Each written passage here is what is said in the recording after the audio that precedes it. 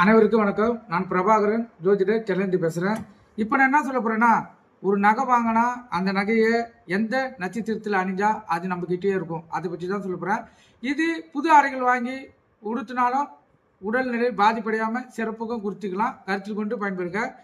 இப்போ நான் சொல்கிறேன், கருத்தில் கொள்ளுங்க. அஸ்வினி, ரோகிணி, புனர்பூசம், பூசம், உத்திரம், அஸ்தம், சித்திரை, சுவாதி, விசாகம், அவிட்டம், ரேவதி. திருப்பி சொல்கிறேன். அஸ்வினி, ரோகிணி, புனர்பூசம், பூசம், உத்திரம், அஸ்தம், சித்திரை, சுவாதி, விசாகம், அவிட்டம், ரேவதி ஆகிய நட்சத்திரங்களில் புது நகையோ புது ஆடைகளையோ உடுத்துவது மிகவும் சிறப்பு. அதே போல் கிழமை பார்த்தீங்கன்னா திங்கள், புதன், வியாழன், வெள்ளி ஆகிய 4 கிழமைகளில் உகந்த நாளாக சிறப்பான நாள் நீங்கள் கருத்தில் கொள்ளலாம்.